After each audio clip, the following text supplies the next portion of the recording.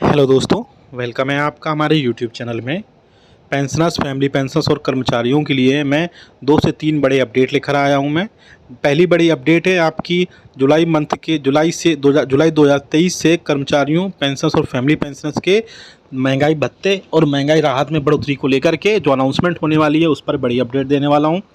दूसरी बड़ी अपडेट है आपके 18 माह के डी और डीआर के एरियर्स पर। साथ ही साथ तीसरी जो बड़ी अपडेट है वो आपके फिक्स्ड मेडिकल अलाउंसेस, यानी कि जो नॉन सीजीएचएस एरियाज में जो पेंशनर्स और फैमिली पेंशनर्स रहते हैं उनको जो ओपीडी मेडिसिन के खर्चे के रूप में 1000 रुपये मिलता है, उसमें बढ़ोतरी को लेकर के भी मैं एक बड़ी खबर मैं आप सभी को देने वाला हूं। तो 3 बड़ी अपडेट मैं देने वाला हूं इस वीडियो में, और वीडियो अच्छा लगा तो लाइक करिएगा। साथ ही साथ हमारे चैनल को ज़रूर सब्सक्राइब करिएगा आप ऐसी न्यूज़ इन्फॉर्मेशन और अपडेट्स के लिए। साथ ही साथ बेल आइकन को भी प्रेस करिएगा, तभी आपके पास हमारी वीडियोस की लेटेस्ट नोटिफिकेशन आ पाएगी और आप हमारे वीडियोस को इसी तरीके से आगे भी वॉच कर पाएंगे।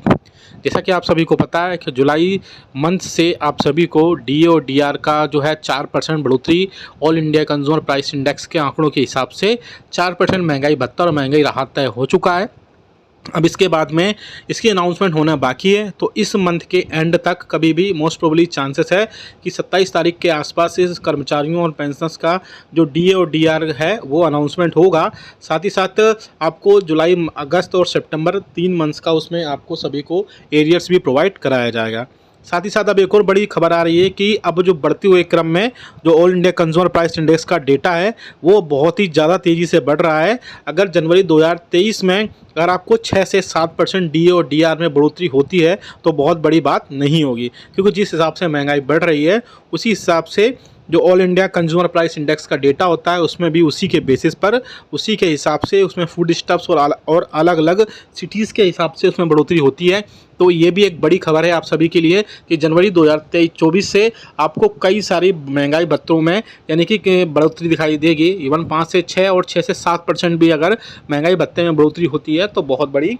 बात आप सभी के लिए नहीं होगी। तो दूसरी बड़ी खबर आ रही है कि अब जब 4% महंगाई भत्ता और महंगाई राहत में अनाउंसमेंट होगी तो उसके बाद में बाकी यूनियंस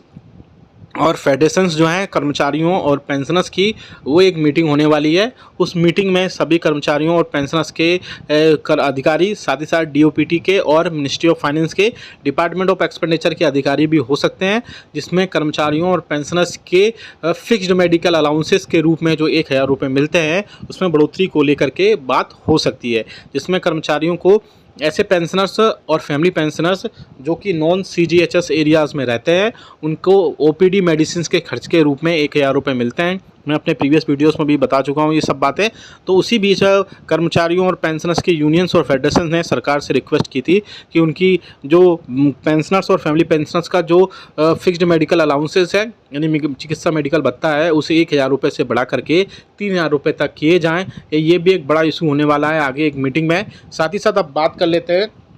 आपके 18 महीने के डी और डीआर के एरियर्स पर। आप सभी को पता है कोविड के टाइम पे 18 माह का डी और डीआर का जो एरियर्स है वो नहीं दिया गया था, लेकिन उसके बढ़ते हुए क्रम में कर्मचारियों, पेंशनर्स और फैमिली पेंशनर्स के लिए महंगाई भत्ता दिया जा रहा है। लेकिन अब जो है इसके बाद अनाउंसमेंट में जो ये मीटिंग होने वाली है, जिसमें मीटिंग में कर्मचारियों और पेंशनर्स के अधिकारियों के साथ में और भी कई अधिकारी होंगे, उसमें 18 माह का डी और डीआर का एरियर्स का जो इशू है वो भी उठाया जा सकता है, जिसमें कर्मचारी और अगर ऐसा वाकई में होता है कि गवर्नमेंट, यूनियंस और फेडरेशन सरकार से इससे पहले भी बोल चुके हैं कि 18 माह का जो डी और डीआर का एरियर्स है वो अगर एक साथ सरकार नहीं देख सकती है तो उसमें अलग अलग लेवल पर यानी अलग अलग इंस्टॉलमेंट्स में वो सरकार उसको प्रोवाइड करा सकती है, जिससे कर्मचारियों और पेंशनर्स को 3 से 4 इंस्टॉलमेंट में वो मिलेगा और वो मिल सकता है आगे आने वाले दिनों में। लेकिन गवर्नमेंट इससे पहले कई मौक़ों पर और लोकसभा और राज्यसभा में भी रिटर्न आंसर में ये बोल चुकी है कि 18 माह का डीए और डीआर का जो एरियर्स है वो पेंशनर्स को नहीं दिया जाएगा, ना ही कर्मचारियों को। और बहुत सारी मीडिया में भी ऐसी भी खबरें आ रही थी कि 18 मंथ्स का जो डीए और डीआर है वो जो है सिर्फ पेंशनर्स को मिलेगा। तो मैं आपको बता दूं कि 18 मंथ्स का डीए और डीआर का जो एरियर्स है वो सभी को मिलेगा अगर मिलता है तो, ना कि सिर्फ पेंशनर्स को। उसमें कर्मचारी यानी कि सर्विंग एम्प्लॉइज़ भी उसमें शामिल होंगे और सभी को वो 18 मंथ्स का डीए और डीआर का एरियर्स मिलेगा। इसमें कर्मचारियों और पेंशनर्स के लिए, इसमें स्पेशली कर्मचारियों के लिए एक बड़ी खबर और है कि ऐसे कर्मचारियों को जब डीए और डीआर 50% क्रॉस करेगा तो उनका एचआरए जो है यानी कि मकान किराया भत्ता है उसमें फिर से बढ़ोतरी होगी, और वो बढ़ोतरी काफ़ी अच्छी होगी क्योंकि 50% क्रॉस करने के बाद में